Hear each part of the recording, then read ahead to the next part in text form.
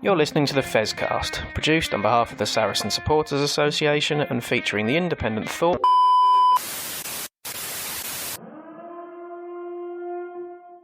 This is your emergency broadcast system. This is your emergency broadcast system.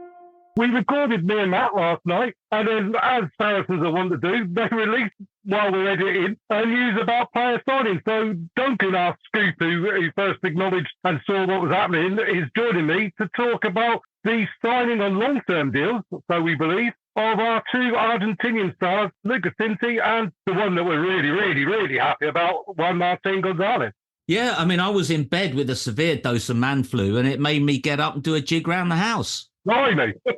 It's fantastic news. It's just really positive and must be giving everybody a real lift, because Gonzalez in particular, I was really not expecting, especially going back to that night in Bordeaux and seeing him there, experiencing all of that French atmosphere and seeing his performances, knowing that the whole world would have been after him. I just really didn't expect it. But I started to get a little bit optimistic with three things, really. The first was when it was announced that he and Cinti were going on the Argentinian training camp. I thought to myself, he won't be allowed to do that in France, and that might be an issue. Then secondly, last Saturday, seeing him getting out of the car with Juan Figolo and thinking, well, these things can be important. He's got himself, Cinti and Juan there, and it's a life, isn't it, for him and the family? And then, of course, I think the real clincher was me having a word with him and praising the wines and food of Mendoza, and I'm sure that was crucial.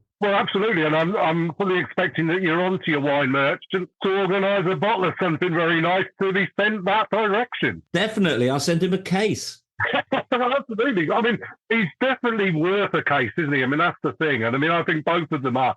And I actually think there's a bigger picture to look at here. It's because it's about the quality, not only the quality of player that Saracens are signing, but also the age and the experience of the players. And I definitely see that they're looking for a long time in the future. And as we say, we're talking about a long-term deal.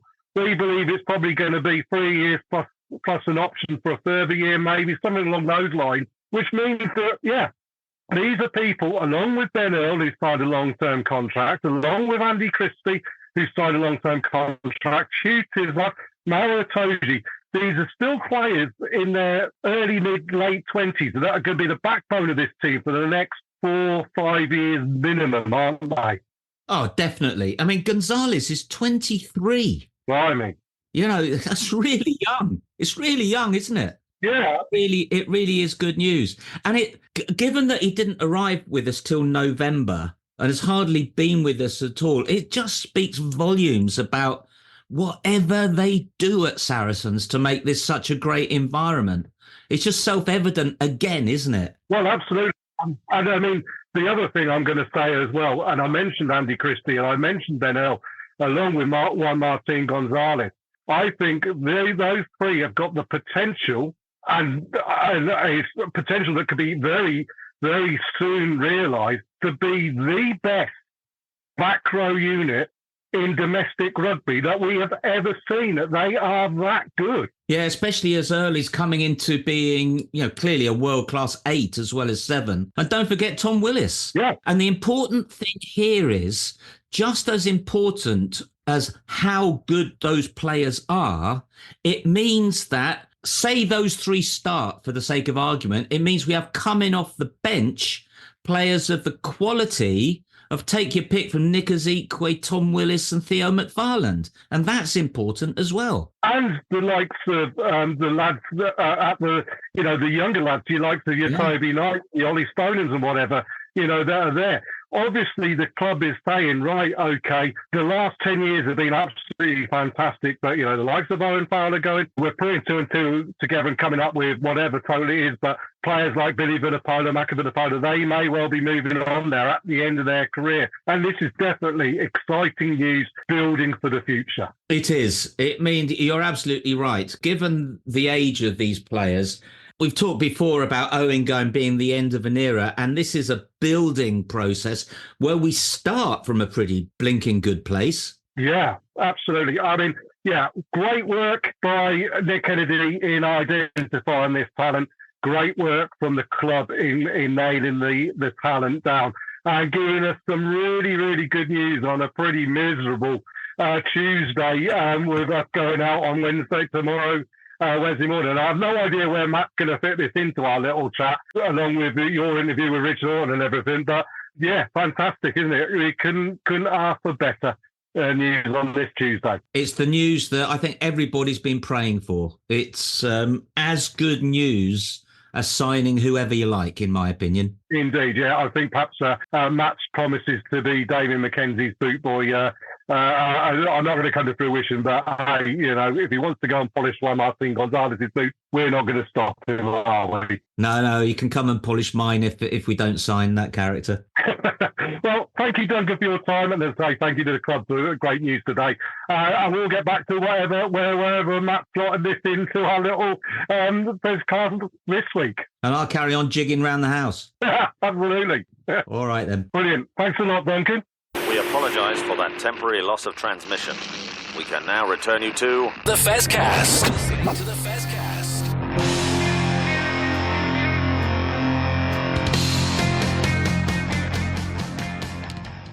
Well, hello everybody, and welcome to another edition of the Fezcast. I'm back after a week off. Well done, Matt, for holding the fort last week, and Duncan for his interviews last week. Did a great job there, didn't he, with the boys down at Amsil? Absolutely, yeah, and it's nice to see. It's the issue of us all misnaming people is catching. Duncan's only been with us for a few months, and he's already getting it wrong. So, the Fezcast effect in action. Absolutely. I mean, it's our sort of like modus operandi, isn't it? Cock it all up anyway. But I blame the club for having players with so many bloody difficult names, to be perfectly honest with you. But there you go. That's life, isn't it? How are you doing anyway, Matt? You good? Yeah, I'm all right. Yeah, I shouldn't really say this on the show, but I've not seen an awful lot of rugby this weekend, other than highlights. It's been a busy one, but I've done my best. Well, excellent. Well, I booked the TV for Saturday, which was good, and then the kids took Mum out for their Mother's Day and everything, and I was able to sit upstairs with half a bottle of brandy and watch Wales get decimated by the French. Although, yeah, that was a weird one. But we'll do that last up. We've got a packed show tonight, haven't we? We want to quickly talk about the netball, which we're going to do in a minute. Then, obviously, the big news around the women's rugby that we want to talk about at Saracens, and then of the Six Nations. But in between all of that, Duncan's done another fabulous two-part interview with a blast from the past, and a proper, well, I say a club cult hero, isn't he? But the speedy winger who went on to be a referee with the hair bear bunch haircut, Richard Haughton. I don't think he's got the hair bear bunch haircut anymore, has he, Matt? I don't think he has. No, I think he shaved that pretty quickly after retiring as well, which is a bit odd. But yeah, he's at a time when Saracens were going through players quicker than I go through bog roll after a spicy fajita. It's oh, there's a picture. Exactly, yeah. He was a mainstay of the Saracens team for quite a long time, really, wasn't he? So yeah, and a very popular man as well. Indeed, fabulous player, brilliant, always excited to watch. So we're looking forward to hearing that. But yeah, before we go into part one of that, quick discussion. I've seen a little bit of the netball. Saracens Mavericks, a bit of a sort of mixed bag start to the season. They've had a win, a draw, and a loss. So, I mean, yeah, where do you stand on that one, Matt? Yeah, I mean, it's there's been a lot of turnover in the squad. Not necessarily a bad thing as well. In theory, it's a strengthened side. Certainly, a couple of the players coming in are in and around the England squad as well. But these things do take time to gel together. And I mean, and when we spoke to Ellie Ratu earlier in the season, she was saying that the amount of time that she's had as a new player with her teammates is a matter of a couple of weeks, just because of the way the system works. So it does take time. By all accounts, in the game against Loughborough, who were a very strong side this weekend, there was a lot of sort of unforced errors, and it just a sign that things weren't quite gelling together properly just yet. But it is a work in progress, and that league is very, very close in terms of its competitiveness. So yeah, we'll just have to see where it goes over the next few weeks. Well, indeed, not more than even the next few weeks. So what you would hope is that, there's been a couple of times where they've come in and said there's going to be a plan, this plan, got to stick with it this time. They made a decision. This is the coaching team. This is the playing staff. Let's stick with them and give them that time. I mean, I know it's a results business and everything, but you want to see them get a good, long, decent couple of seasons at least to bed in and see what they can do, don't we? Oh, absolutely, yeah. But it's a short season. That is the risk of it. It does come thick and fast, and by June it's done. So plenty to work on. But we know they're up for the fight. We've heard it plenty of times. Yeah, we'll see what happens. Indeed. Well, look, let's stop there on that side of things and hand us over to Duncan, who's in conversation with Richard Haughton. Hi, this is Petrus Duplessis, and you are listening to the Fezcast. This is the Fezcast. It's a great pleasure to have another brilliant Saracens winger with us today. A big welcome to Richard Haughton. Hello, Duncan. Nice to be here, and thank you for having me. So, Richard, let's go back to when you joined Saracens. You joined with a pretty illustrious bunch, which included Tim Horan and Thomas Castanede. And I read that you considered Thomas Castanede as a mentor. What did that involve, and what did he do for you? So, when I first started, I started also with Dan Luger. Dan Luger was there as well. Yeah. Dan was given the job of being my mentor initially, and of course, after a couple of seasons, he'd gone and moved on, and Thomas was still there. So I spent a lot of time just speaking to Thomas about generally rugby and understanding bits and pieces, and also just being able to watch him perform in training, let alone in a game. One of my favourite Thomas bits was, I think we're playing London Irish, and they'd kick the ball out around the halfway line. I caught it in touch, threw it to Thomas, went for a drop goal from the halfway line. Completely missed it, but I think they went down the length and almost scored in the corner. And then under the post is like, it's fine. I'm ready. It's fine. Thomas went on to score. It was either 2 or 3 tries and completely took them apart. And you're like, just being able to do that type of thing, watch it and just understand how his mentality is with that. That helped me to progress my knowledge of the way in which I ended up being able to play. It sounds a bit like that Scotland versus Brazil game in a World Cup when Scotland went 1-up and everybody was thinking you didn't want to do that. Yes. So sort of taking the mickey out of Thomas Castanede missed drop goal is not a good idea. Not in the slightest. You played under an amazing list of coaches in your time at Sarries. I've got written down here Ian Zondorf, Francois Pienaar, Buck Shelford, Alan Gaffney, Eddie Jones, Steve Diamond, Mike Ford, Brendan Ventnor. Now, Richard, don't be a politician about this. Who was the best? Oh, depends on what you class as the best. Best for the team, best for me personally. I enjoyed time under Buck. Buck was a very harsh, very hard man. But he was also one of the people that was like, if you're not involved, you should be enjoying yourself. I think we had a pre-season trip out to Japan. I got injured in the first game. There were a few other people who weren't playing. So Dirty's not playing, so just basically training pre-season. And I think it was on the Saturday, he came up to the people who weren't playing with, have you boys been drinking? And we said, yes, Buck. He goes, good boys. Get back up.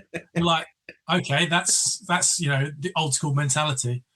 Most of us had hit and miss relationships with most coaches over the years. And then comparing that to Alan Gaffney, who was very much, this is what we want to do, explaining the game plan and getting the buy-in from the players. But then exactly the same is, no matter who the coach is, it's very hard to get a buy-in from everyone. And so every year would be trying to get the bulk of the group together and move forward. With the turnover of players over that many years as well, no coach really had it that easy. It's interesting, isn't it? Because, since Mark McCall, every single Saracens player talks about the togetherness and how happy everybody is. Whereas it seems like you're describing a time when coaches came and went and they'd keep some of the people happy some of the time, but not all of the people all of the time, to quote Winston Churchill.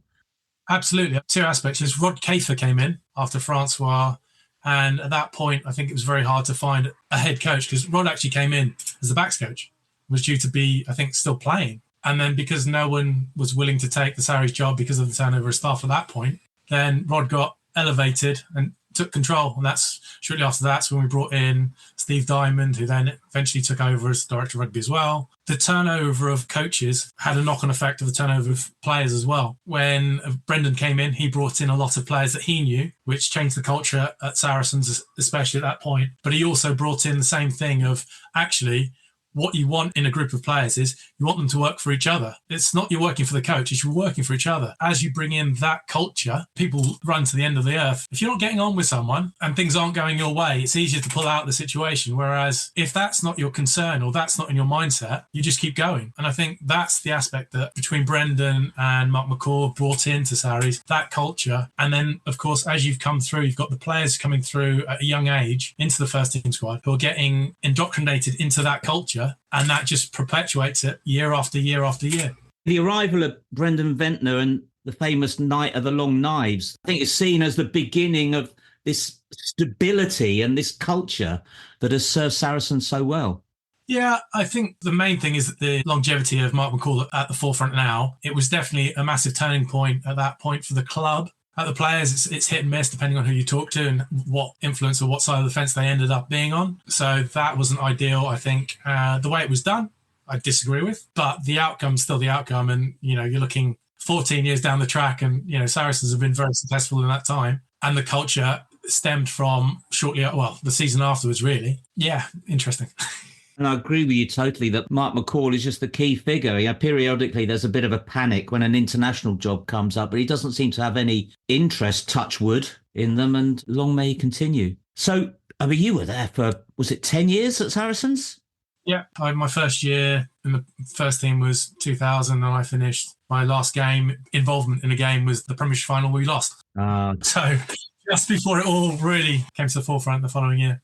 So it was 156 games and 55 tries, which is fantastic. It was a fantastic time in my career. I loved being at Sarries. I enjoyed the time coming through. So I joined the club at the age of 16. So I had a few years in the under-21s before being propelled into the first team, which at that time was unbelievable experience looking at the players who I got to play with from day one, which, yeah, fantastic time. Have you got any highlights of that time? Any particular matches or times that stick out? My first one was doing a training drill at Southgate, candlestick drill. So you're trying to beat players and all go through contract, whatever. And I remember hitting a lovely line, getting through one line of defence and then running straight into Dave Flatman.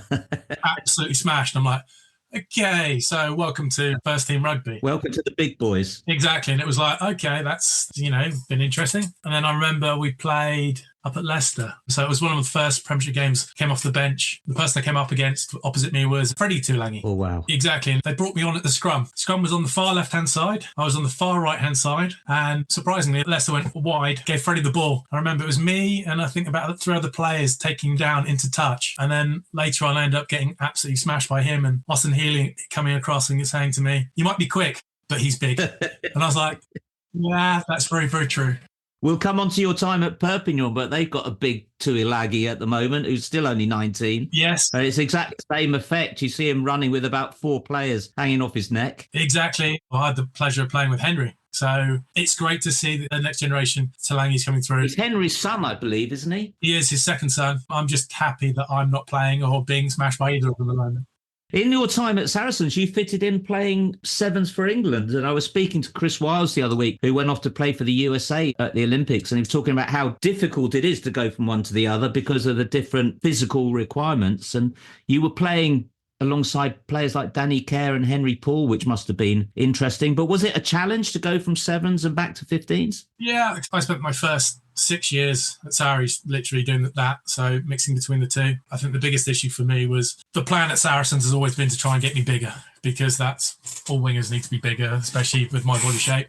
So you'd spend a period of time trying to get bigger and stronger. You'd go away with sevens. You drop pretty much all the weight you put on for the last 6 weeks in the first week. You try and hold on for it for the second week. Then you get back and you almost start again. It's like, okay, so you've been away for 2 weeks. You've gone back to the same weight as you started. Okay, let's try and get you big for the next 6 weeks before you end up going away again. And what diet do you go on to get bigger? Eat anything and everything. And depending on which conditioner and which coach and which dietitian you speak to, depends on what type of thing they think might help. And in my case, it's just keep eating. But at that point, it was, I think my best season, I think it was at 2008, I put on about 4 or 5 kilograms. And that was literally, they stopped me running. So pre-season, I did 2 of the pitch sessions and the rest of the time I was in the gym. So I put on the weight during pre-season and then it was like, okay, so we're getting towards games now. Now you need to run a bit more. And it'd be like, okay, we've got to this point. Okay, I'm dropping off slightly less weight than I usually do. So I kept some of it on, but yeah, it was always a battle for me. So you've had your favourite coach who encouraged you to go out and drink beer, and then you had a pre-season that involved not training and eating. It sounds like you had some good times. No, definitely. Like some phenomenal opportunities and some phenomenal days and time with the club, as well as all the players and the bits and pieces that go with it all. I had some of the European games and I wasn't involved. So I was travelling reserve and I ended up maybe going out and having a few drinks and being with quite a few of the supporters the night before the game, and then watching the coaching staff walking past the bar. And like, as you can imagine, the Saracens supporters, as they are, hiding me in the corner till the staff has gone past. Before letting me come back out and have a few more drinks with them. That type of aspect of rugby, I think, I can think of a few players who would have been difficult to do that with. Will Skelton would have been quite difficult.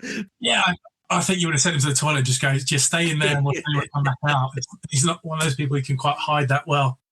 Not really. Even if he was to crouch down, I think he'd show. Yeah. But all good things come to an end. So in 2010, you went off to Wasps. That must have been horrible. Yeah, it's a bit of a weird one, leaving Saris after that period of time. Yeah, it was a second home. All the backroom staff, across in the offices, I knew most of those, got on with them very well because of the period of time. Yeah, it was, not necessarily time for me to leave, but it was my choice to leave at that point. I didn't feel like I was playing as much rugby as I'd like to, which is what it is. You're not really in charge of selection. That's all you can do. It must always be a difficult one for players. That choice between the club you love, but not playing enough, whether to leave or not. I think we've got a few this season who are in that boat. Yeah, definitely. I think it's a personal decision, like what you want to do, how much you want to play. For me, the move to Wasps was back to play. At that point, I think I would have loved to go to France, but the opportunity passed me by at that point. But Wasps were, with the pedigree, the club that at that point when I joined was in a bit of a lull. There was bits and pieces going on in the background, which didn't help the club as a whole. And from my point of view, it was just tough for me to come into a different club at that point in my career anyway. What were the big differences that you noticed between Saracens and Wasps? Different clubs have their priorities in different areas. Wasps' priority was always attacking rugby. So it felt like they spent more budget on the backs than they did on the forwards, which is why they had the calibre of player in the backs. Some phenomenal players like Dave Walders. You're looking at other players and looking at the players coming through. Wasps had a group of players come through, like Richard Burkitt. That type of era. Don Waldock was through similar type of time, but a little bit younger. And they were just waiting for that next crop, whereas Saris, you look at Owen Farrell's year coming through. You had Will Fraser, Jackson Ray. There's a group of players that seem to come through at certain points for clubs. And when that happens, the club usually gets impetus of actually doing very well. That's helped Saris over the last 10, 14 years. And definitely the second year was a very, very tough year when I think it came down to the last game of the season against Newcastle. If we'd lost by a lot, then the Wasps would have gone down. They had to beat us by quite a bit. They still won, but luckily we did enough to stay up. Last game for me was a tough pill to swallow to lose at home. But on the counter of that, staying up was the massive thing for the club. Yeah. You're listening to the Fezcast. Fantastic part one of that interview there with Richard. Plenty of great topics covered and more to come from that interview a little bit later on in the show. But before that, we've got to discuss Saracens women. They've actually been playing rugby, but more importantly than that, perhaps, is the return of the prodigal daughter, as it were. Bryony Cleal is back at the club, back with her sister. Great to see her back at the club on the bench of the Bristol game. I think Dave Loxham had put it up on the Saracen Support Association. Never liked seeing Bryony come back to Stonex. She always seemed to put in some good performances, whether it be for Quins or Wasps or whatever, after she left us. But she is Saracens through and through, isn't she, Matt? She is. And it's someone that I'd always point to as her rugby career. Obviously, look at Poppy Cleal and how much she's played for England and what she's done. And Bryony's not quite managed to have exactly the same sort of gravitas in the game, but that's quite a lot of that is down to the fact that she spent 5 years with a knee injury. And pretty much shouldn't have played, should not really be playing rugby. But she battled back from that and has earned herself England caps and has earned herself a place in top level sides, and you can't really say fairer than that. And yeah, it's fantastic to have her back at Saracens. I mean, as soon as there was the announcement from Quins that she was being released with immediate effect with no word on where she was going, like, well, that's definitely us then, isn't it? Yeah, absolutely. And I mean, God knows what went on there. I mean, do we really care? I mean, that's the thing. It's just great to see Briley back in a black shirt where she belongs. Absolutely, yeah, and hasn't come back with the start that she would have hoped against a pretty good Bristol side. But yeah, I've no doubt she'll be a strong part of the team going forward to the end of the season. Indeed. We can't obviously leave the Cleals there either, though, Matt, because we do need to chat about Poppy and her red card and her suspension in recent weeks. And this is one of these unusual ones. This happened to me as a captain. I mean, we had a player who we had a referee. He was the worst referee I think I've ever played under. And after the game, what happened was the player turned around and he said, "That's an effing joke, ref."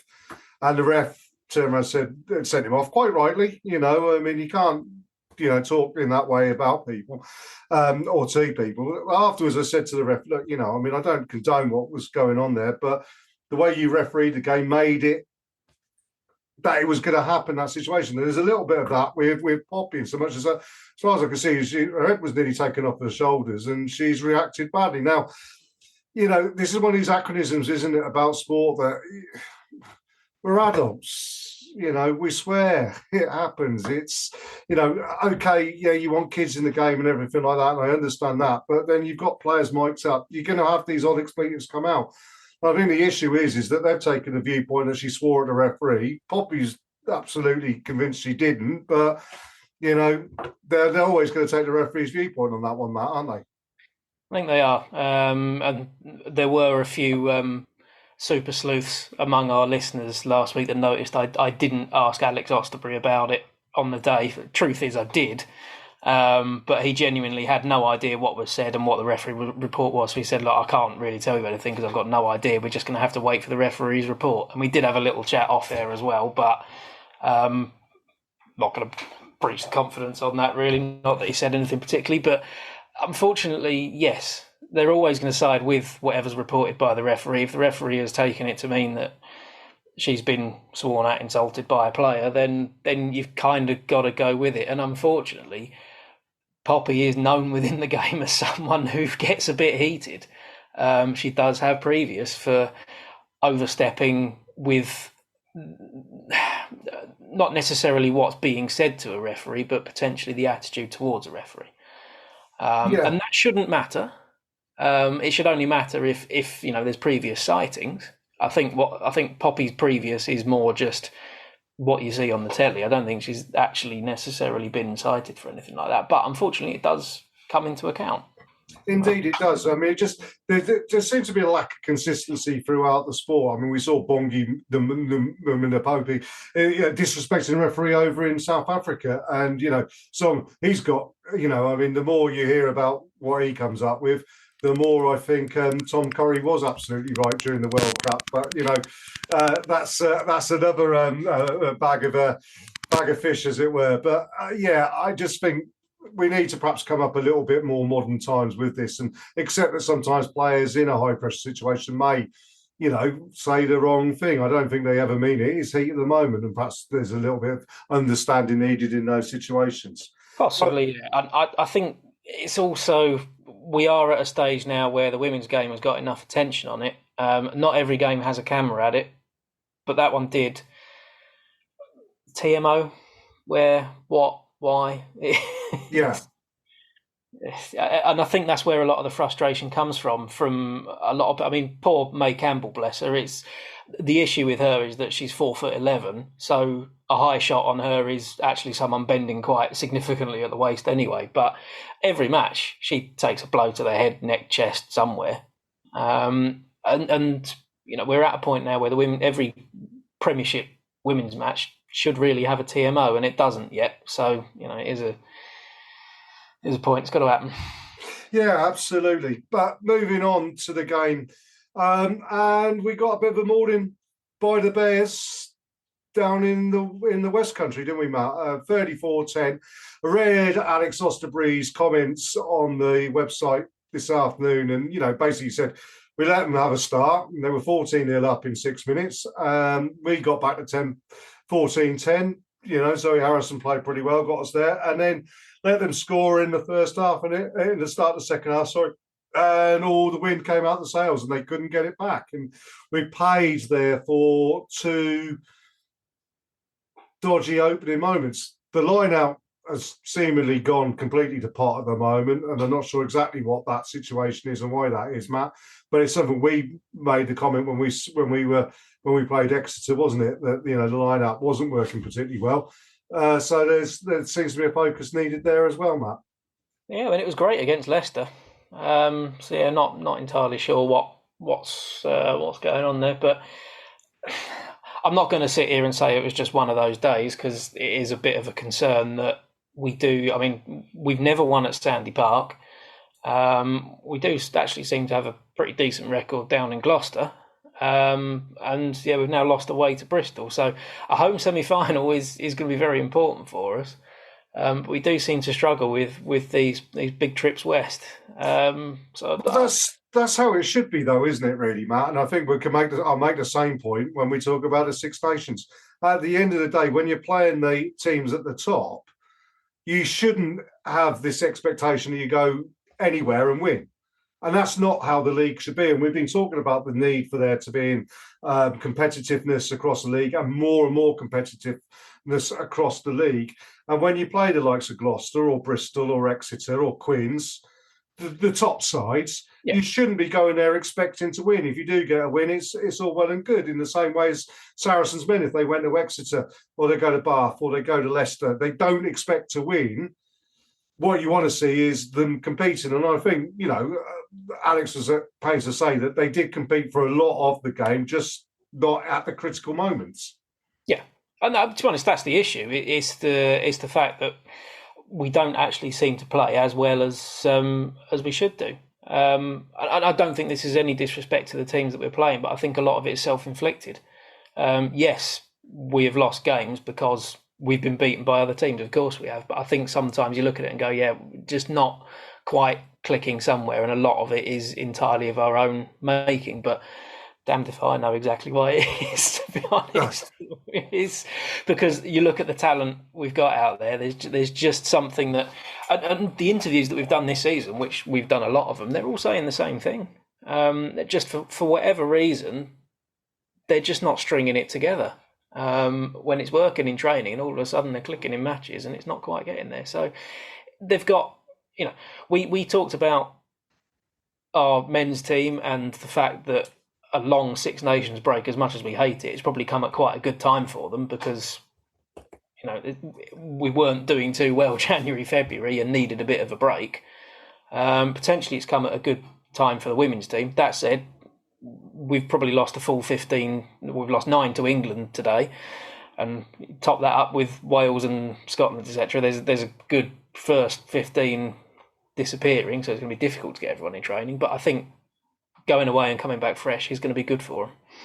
Absolutely, yeah. And we must say congratulations to all of those players who have been called up for the Women's Six Nations, and especially, obviously, Marley Packer has been announced as England Red Roses captain as well. And there are not really any other options there. I mean, she is the senior player. She is the best player in the world at the moment. So well done to Marley. And I will be going down to Bristol to see them from the Welsh, hopefully, on Easter weekend. So that's something to look forward to. And if I can get a chance to speak to any of the girls, I will do. But shall we stop that there, have a little message from one of our sponsors, and then we'll come back with the Richard Haughton interview, and then we'll dissect briefly the Six Nations from the weekend, which was a really good weekend. You're listening to the Fezcast.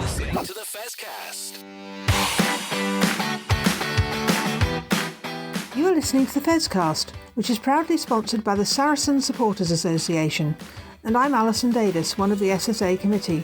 For a £10 annual subscription, the SSA provides our members with monthly newsletters, virtual and in-person player events, away match ticket allocations, and we organise pre-match gatherings at away matches.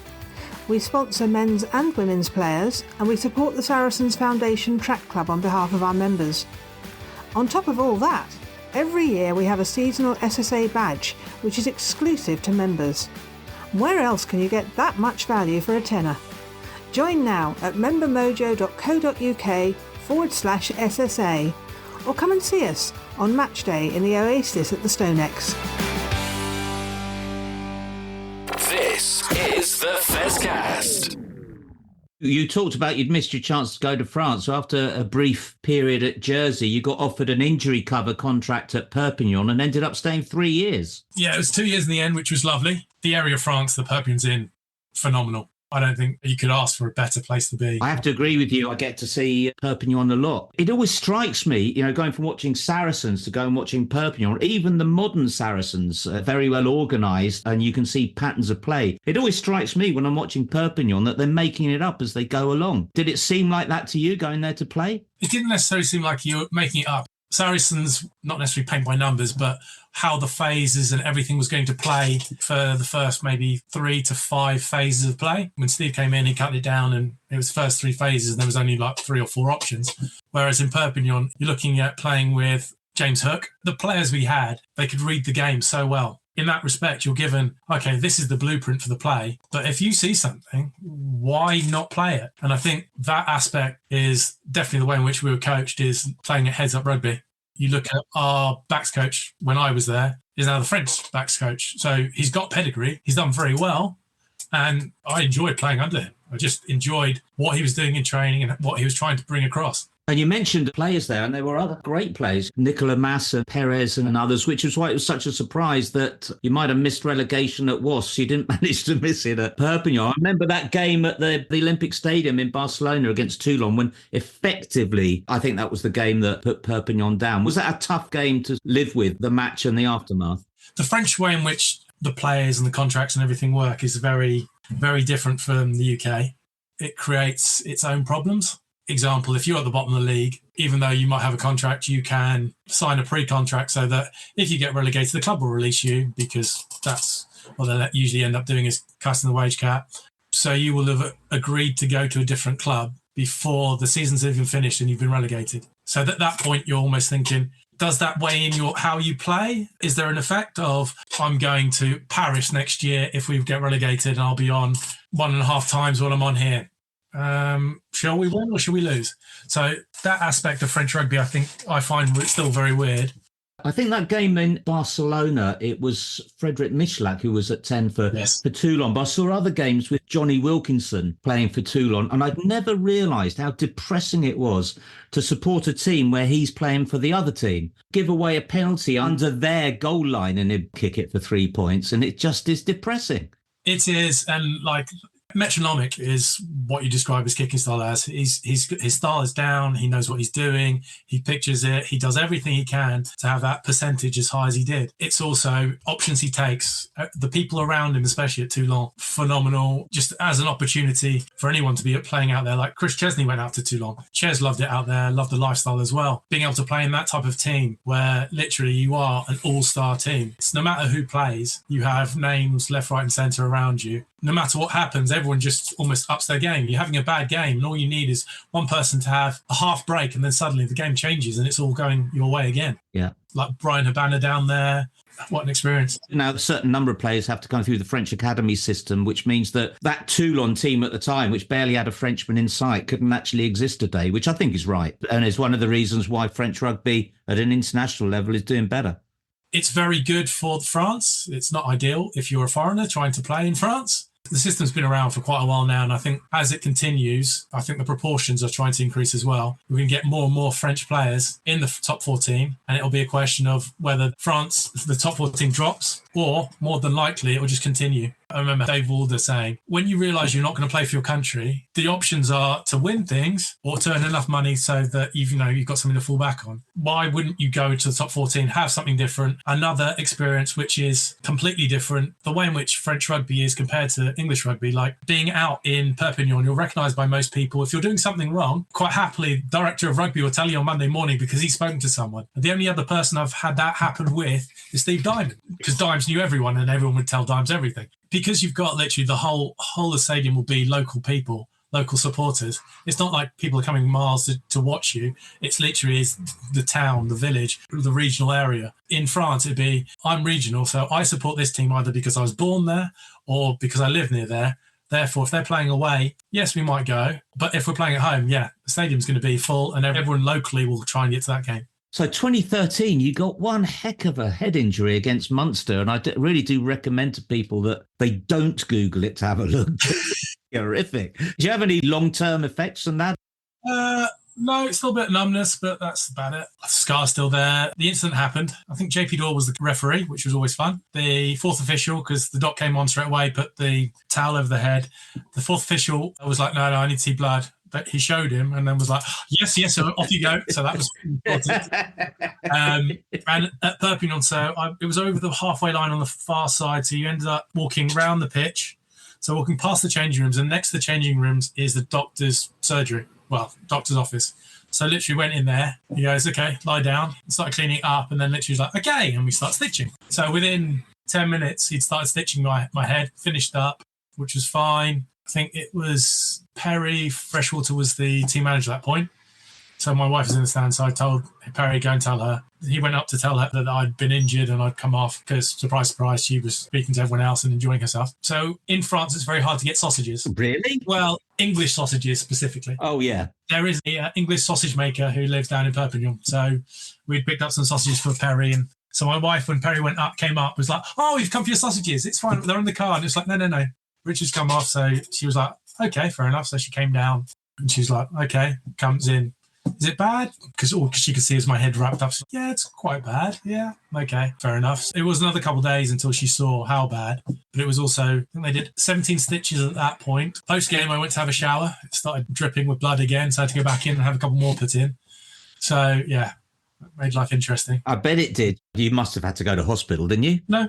Bloody hell.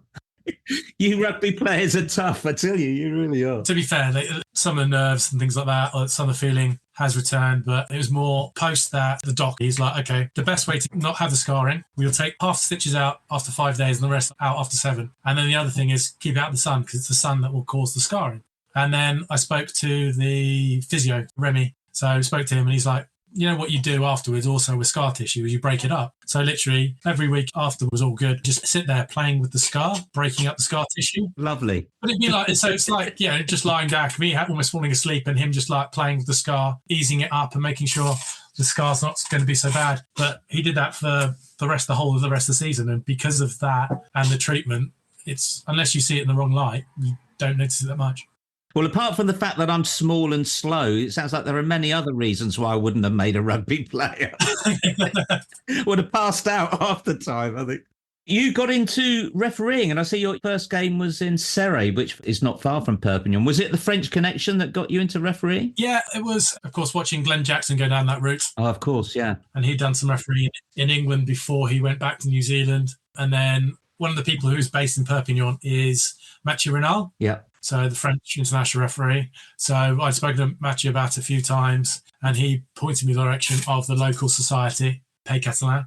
So they went, okay, well, let's see what happens. So they basically organised, it was supposed to be a game, but it ended up being an inter-club game. So I think it was like 13 aside, like under 14s, like a Thursday night or something.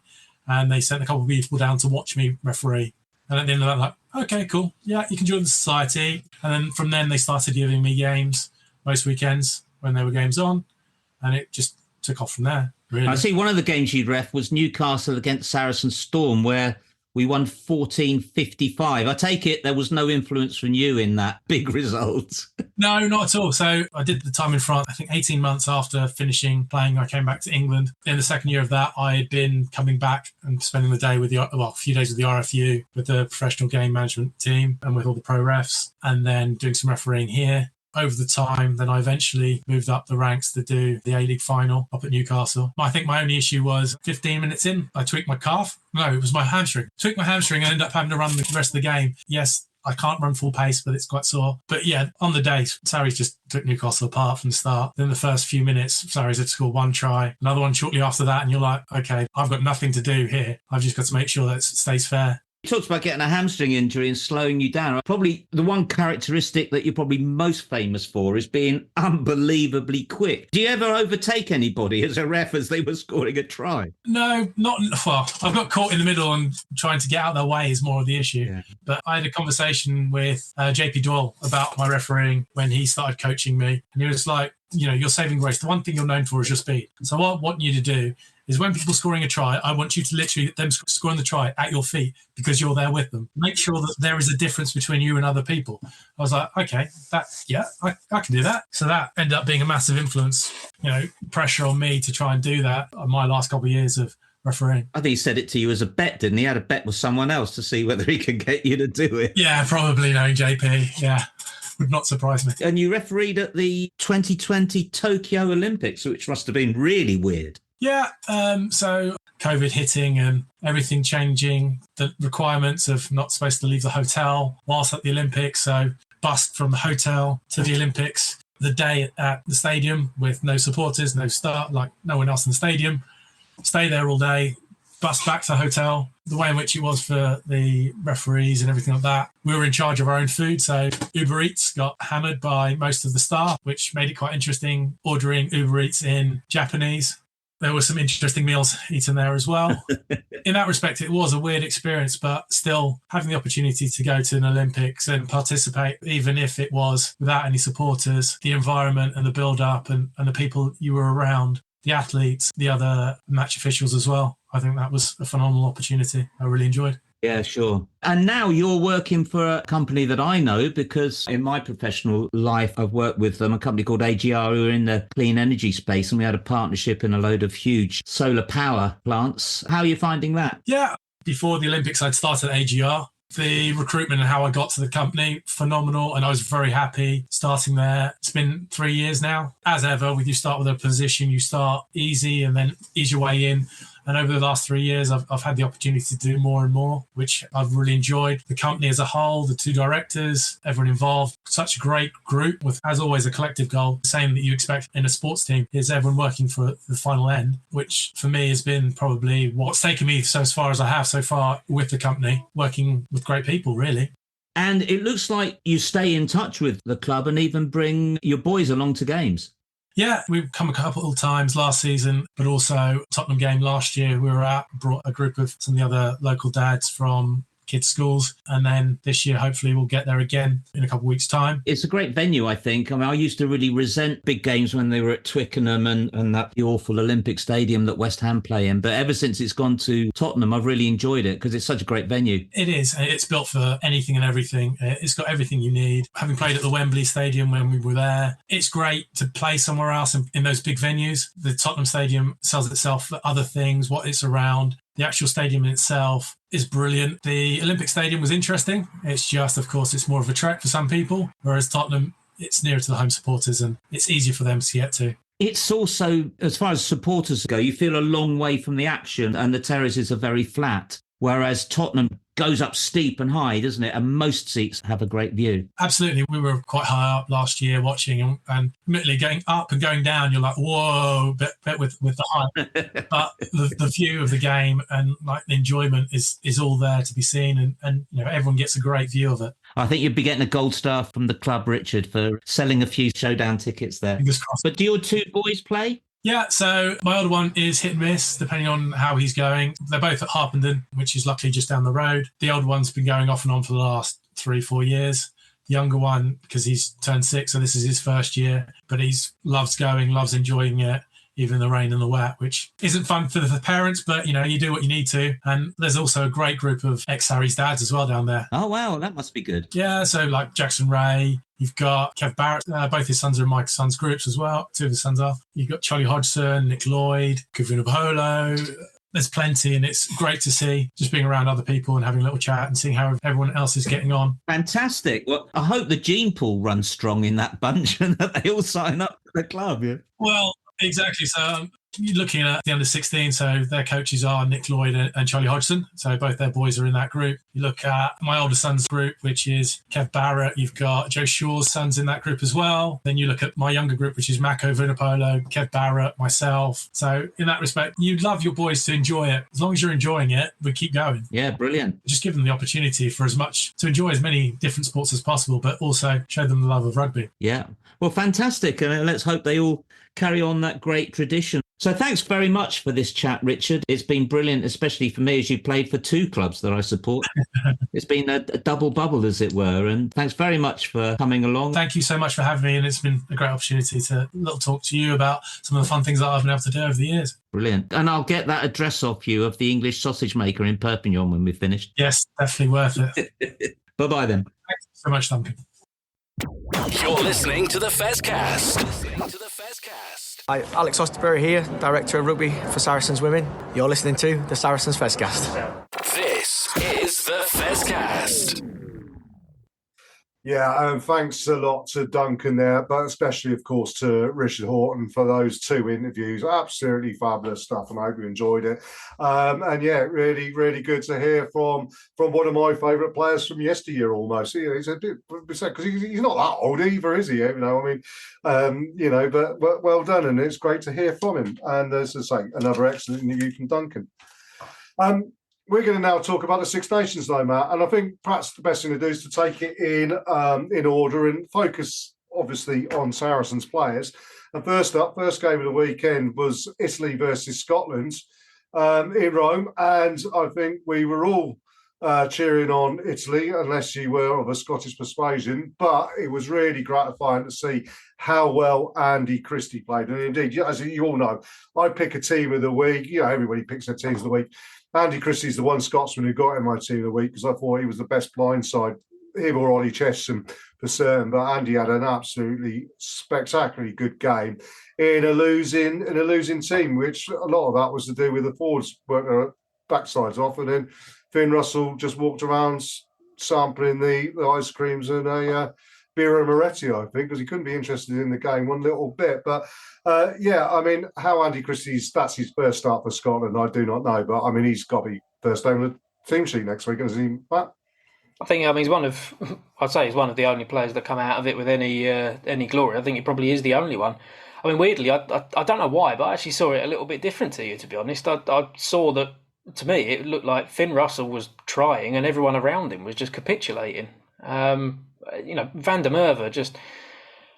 There was a moment, I think he had the scrum half outside him. I think he had Ali Price outside him, who had a clear run to the line, and Van der Merwe maybe saw what he did against England and went, no, this is mine, refused to throw the pass and took a bit of contact and hit the ground. And Scotland could have scored when they're under the cosh.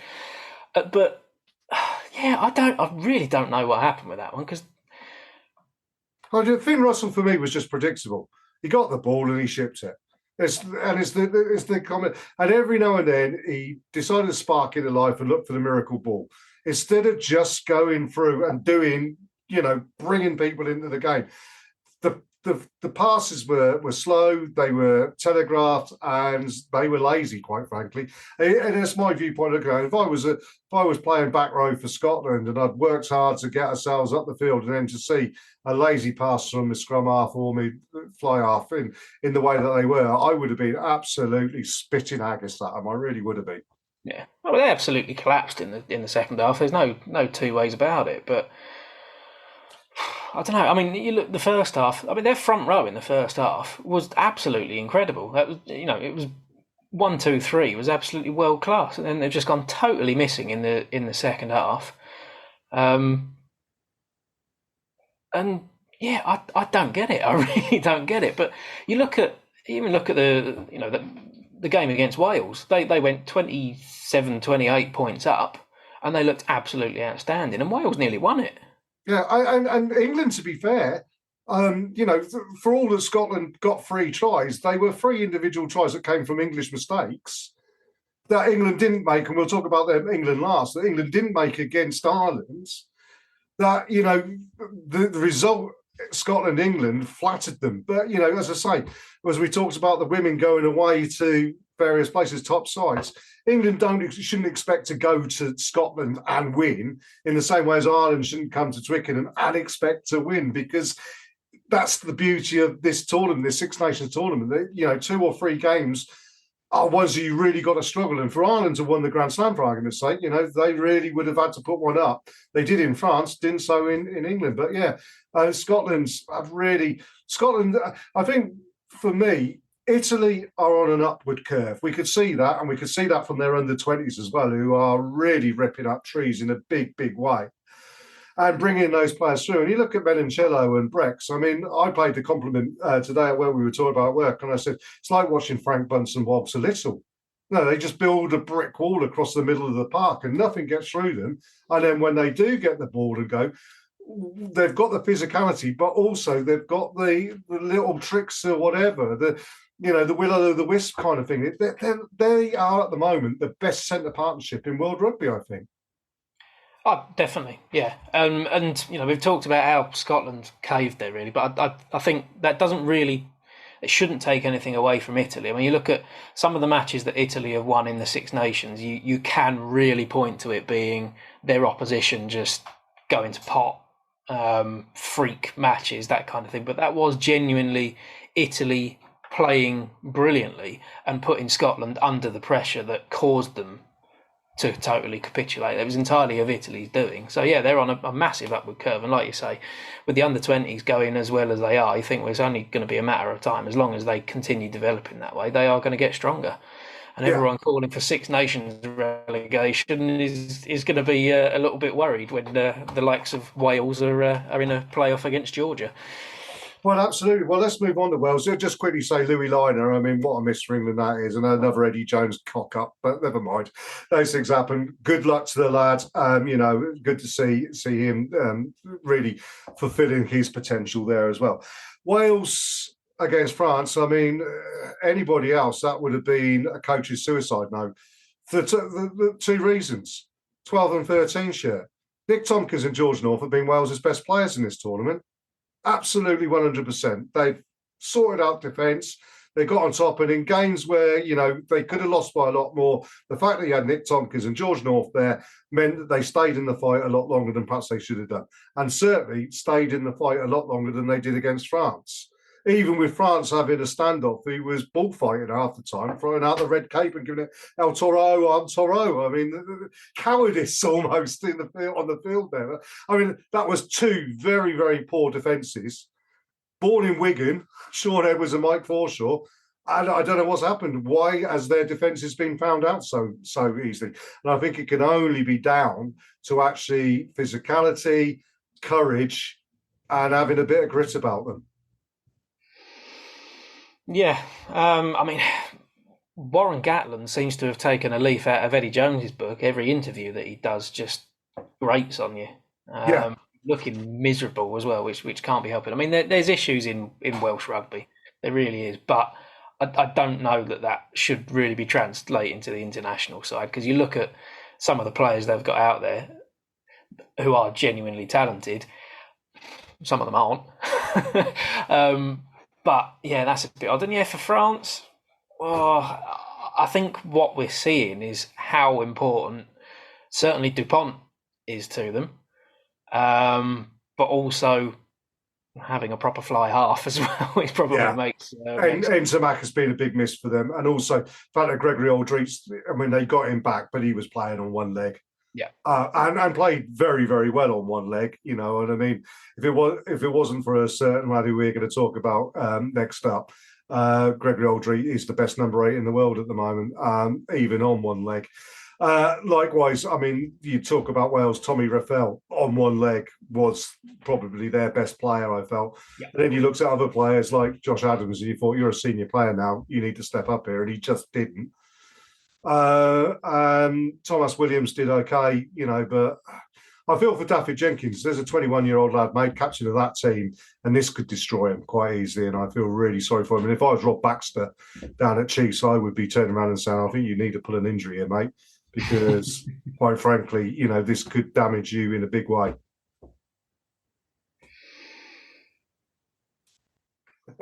Well, you're not going to get involved with that one. Well, shall we move on? Shall we move on to England then, and England, Ireland, Matt, and just say first of all, there's been a lot of grief going Steve Borthwick's way.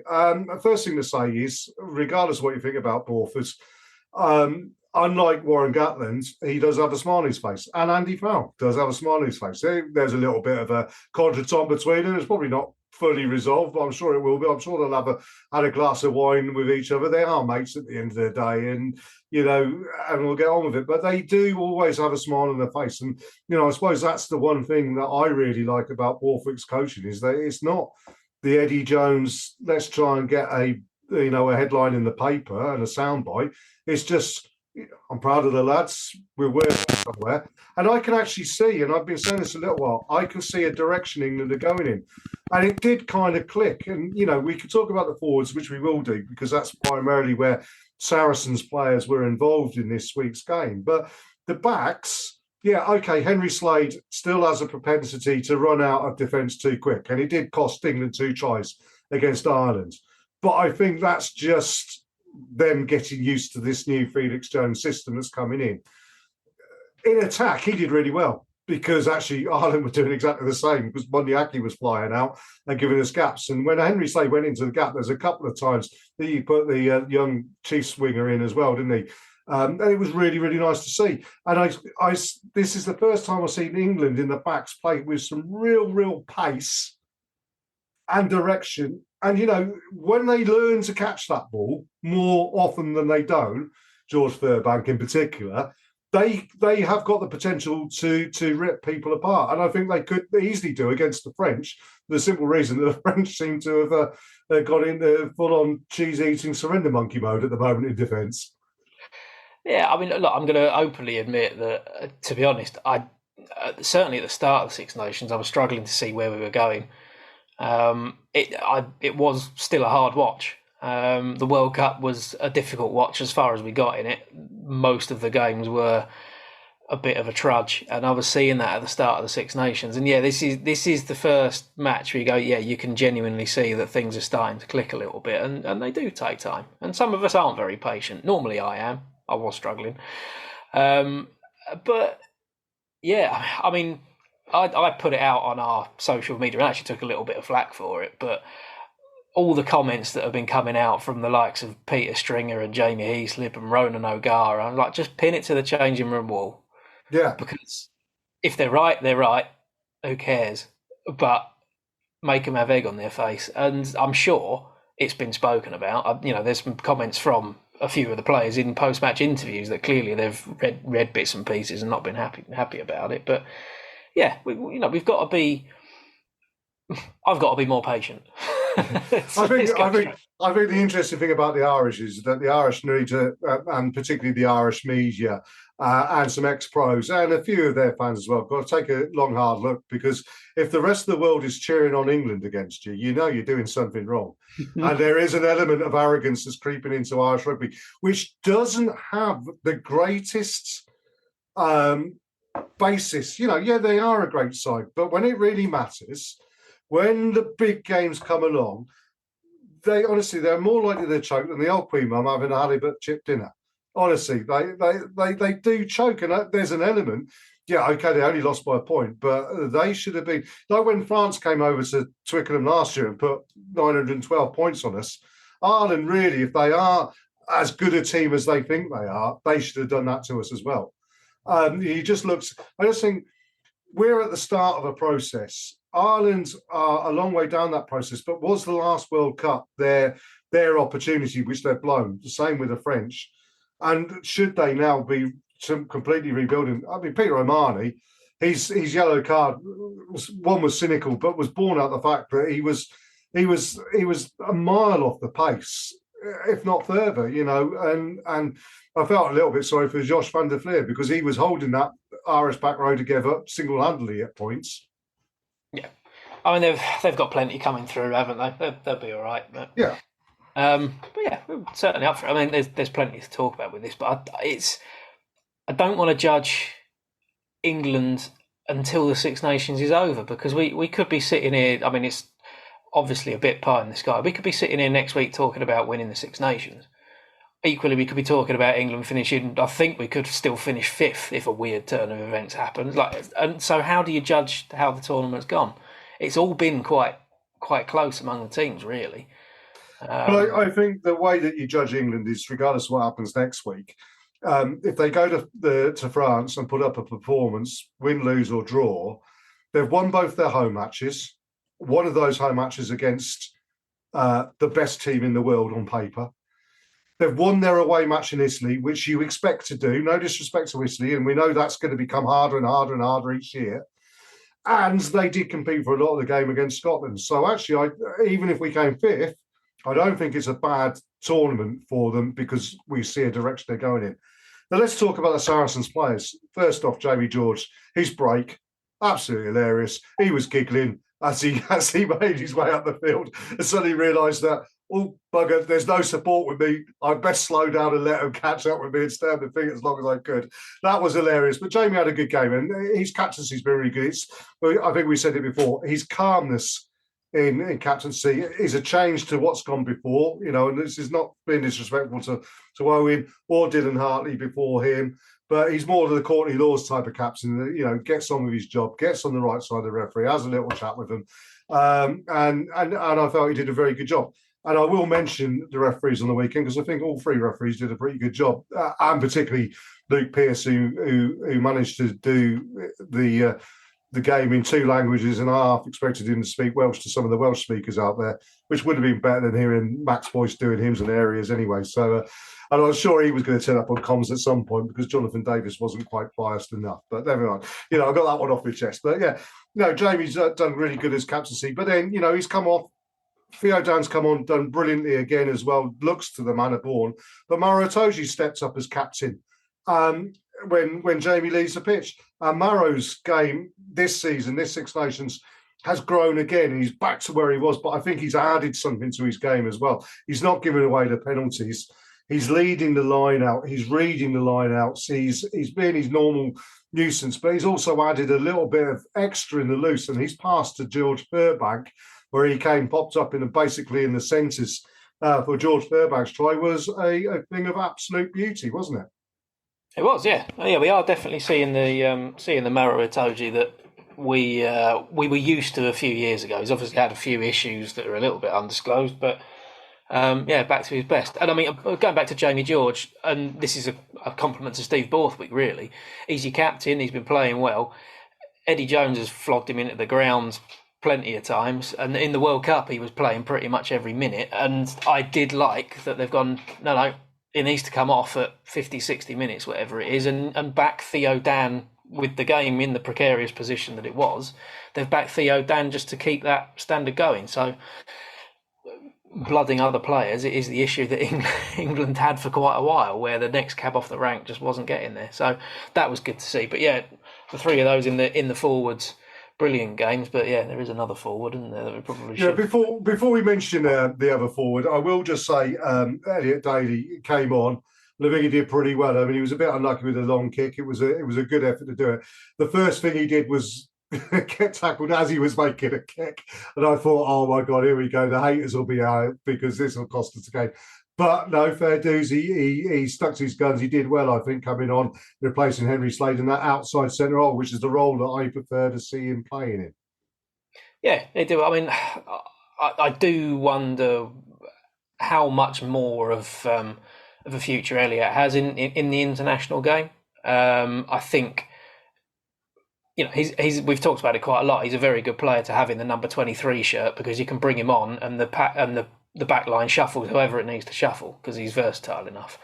But you can see with some of the players coming through, he's going to have to play bloody well over the next few years to keep a spot. But yeah, I think he was solid. That's probably the best way of putting it. But indeed, and like a couple of other players, I know that some of our group weren't so impressed with George Ford. George Ford was solid. The flashy stuff he got wrong, and the basics off the tee he got wrong. But he stood, unlike Thomas Ramos of France, he did stand up in defence. He had Bundyaki running at him all afternoon.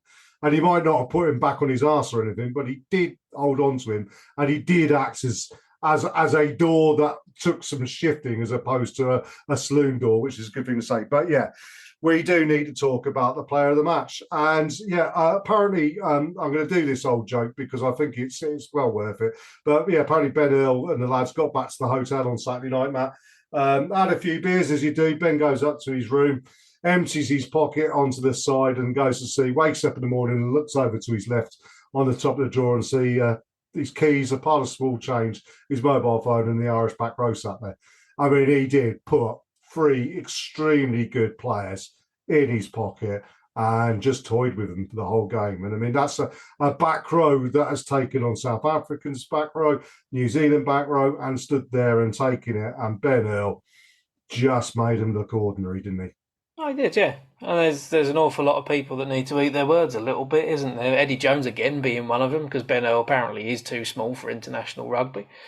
And plenty of people saying that he's not a number 8, which, yeah, he's more of a 7 than an 8, but he's still a bloody good 8 at the moment, isn't he? Yeah, there was the break that he made. There was you looked at it and went, this is someone who's got enough confidence in himself where things were starting to get a little bit tetchy, and he's just gone, I've got it. I'll do this myself. and it's great to see. Absolutely. I mean, I'm going to play him the ultimate compliment. I mean, I watch him and I see Richard Hill playing. And, you know, that, as everybody who listens to the Fezcast will know, Richard Hill is my rugby hero. He's the greatest player ever to play the game. And Ben Hill is up there with him. He really is. I mean, the fact that Hilly could play 6, 7 or 8, Ben can play 6, 7 or 8, which, again, we talk about versatility. That's great. So, you know, they took off Sam Underhill, who had a great game, was tackled like an exocet, but blew himself out after 65 minutes. Brought Alex Dombrand on, who had a solid enough game at 8, and you could move Ben to 7. Likewise, if you brought Ollie Chesham off and you needed to, you can move Ben to 6. He's got that ability to do that. And actually, if in the last 15 minutes, if the centre had gone down, you would have moved Ben to centre quite easily, and he would have covered there. All right, Barnesy. No, I think Stuart Barnes has got a point there that if you needed him to, he could do it. And I mean, you know, when you the other thing is, you obviously when you talk about like Anton Dupont going off to 7s and everything like that for the Olympics, I'm surprised Ben hasn't been picked up on that, because he would be an absolutely phenomenal 7s player as well. But there we go. I mean, you can't really compliment him any more than that. You know, he's in the form of his life, and it is good to see. He's 26. Hopefully, he's got a good, you know, somewhere between 5 and 10 years left, probably. And yeah, we just want to see him in this form again, because the Saracens' back line is stacked, and he is at the top of that at the moment. And he's fantastic, in brilliant form. Yeah, absolutely, 100%. I just think, yeah, it's great to see. And as I say, you know, I'm sure Eddie Jones wouldn't care two hoots what we think. I mean, he's too busy counting off his expenses from Australia, isn't he, apparently? So, I mean, what does he care? But yeah, it just shows you everything you need to know about Eddie Jones as an international rugby coach. Clueless. And well done to Ben, and well done to England. And yeah, looking forward to this weekend's Six Nations, which is the last weekend. We'll work out who is the best predictor at the moment. I'm top of the league. Woo-hoo. I predicted Italy would beat Scotland by 1 to 5 points. I do it every year because I think they will do at some point. And well done, they did it. But yeah, look, we're going to be back next week with the build-up to the showdown and the build-up to the men returning to proper competitive rugby. And keep your eyes on the social media, because hopefully in the next couple of days we'll get an interview in the bag with someone from the club, and hopefully a pretty big name as well. So that's something to look forward to, which is next Wednesday, which will be something like the 20th of March, won't it? Yes, the 20th of March, before the showdown, which I think we're all going to the showdown. You're going, I'm sure, Matt. Yeah, I've got my tickets. Mum and Dad brought my tickets up today for me. So we'll all be there. Got to work out how to get across there from, you know, into Indian country, as I call it, you know, into the enemy state of Tottenham from West Ham, sort of thing. But there we go. But yeah, no. Well, look, let's finish it there. Thank you, Matt, for your time. Thank you, Duncan, for your interview, and thank you, Richard Haughton, for your time, for a brilliant interview there. And thank you, everybody, for listening in. I hope you enjoyed the Fezcast, and we'll see you again next week in the build-up to the showdown.